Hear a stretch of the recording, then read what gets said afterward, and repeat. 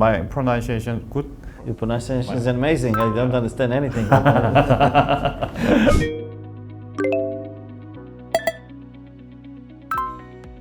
Hello, 성실캠프. I'm Doron Meyersdorf, CEO and the co-founder of Stoordat's from Israel. We are a startup doing extreme fast charging batteries for electric vehicles.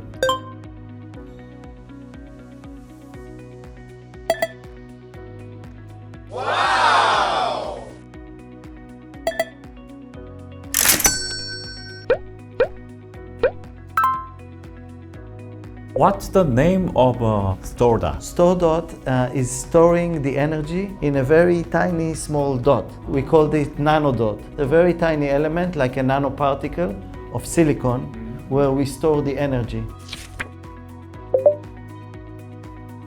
Way back in the history, I worked with Samsung because I was at SanDisk. We were producing together SSD, solid state drive for the laptop. So I had good relationship, but they are also operating in Israel. We started meeting all the right people, and they brought the CTO from Korea to Israel, and we had some good session, and they decided that what we are proposing is actually extremely interesting for Samsung, and this is how the relationship started almost 10 years ago. What's your major of university? So I studied at the Technion in Israel. It's like the MIT of Israel. Today we have 35 PhDs. It's like two faculties of the Technion working together on solving one problem, which is the fast charging of the battery.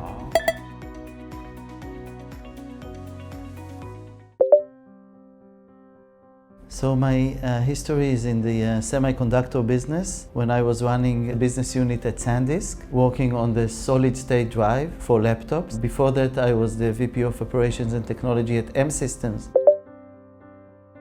So we were looking at some research that was done at Tel Aviv University regarding organic materials and peptides. Peptides are these amino acids that assemble into protein, and we saw that they can play a role in devices such as memory devices, but also in batteries. So the motivation was to really change the way that we use organic materials in a number of devices, and we ended up focusing on batteries because this is where we saw much advantage with these new materials.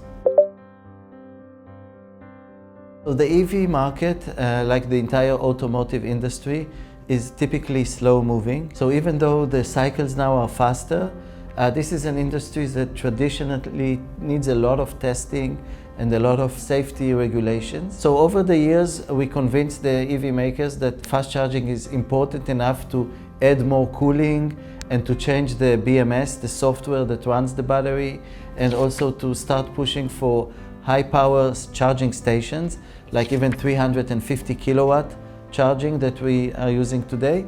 So the entire ecosystem started moving in this direction. And now we believe this is the right time to bring such extreme fast charge technology to market.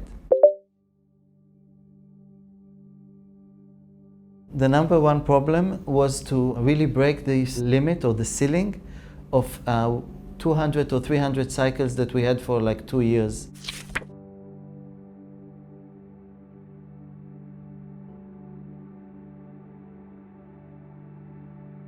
And really some of the scientists started telling me that this is the limit of the silicon. But I kept pushing and I said, no, there must be a way to solve this because this is really critical.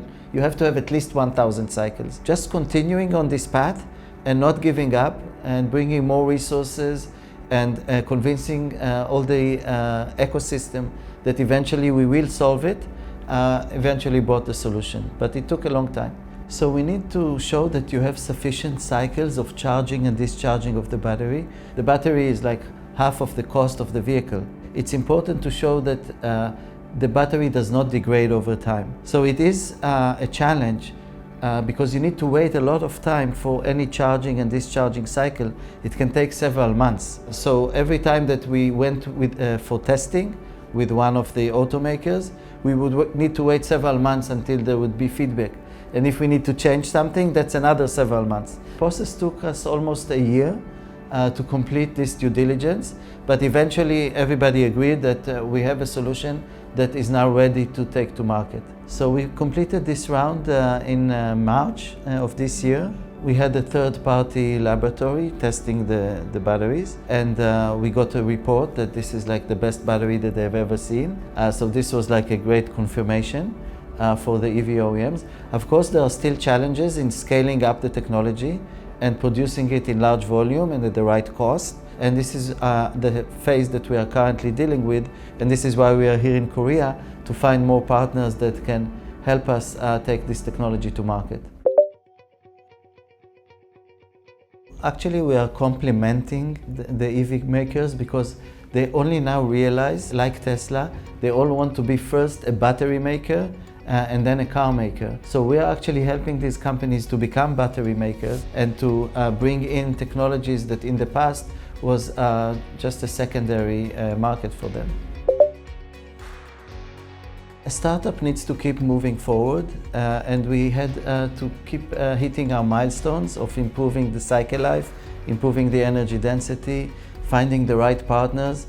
And since we had continuous progress, so I wasn't so much worried because we had sufficient funding and we had enough companies that were interested in investing more. We were lucky in the sense that in terms of the timing of the market, we completed the round before the big crash, but regardless, those are strategic investors, so they would have invested anyhow. So our goal is really to become synonym in the marketplace for extreme fast charging. So when a driver goes and buys a vehicle, he's asking for Stor.dot inside, like Intel inside. They know that once they have this technology, they can really charge in minutes, so they don't have this problem of the range anxiety.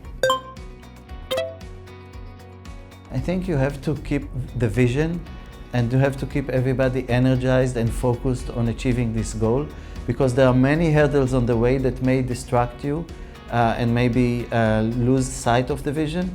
But me as the CEO, I have to keep making sure that everybody remembers that our goal is to deliver a solution for 5 minutes charging of the vehicle, and no matter what the hardship is, we still maintain that goal and we keep the eye on the ball as we move forward.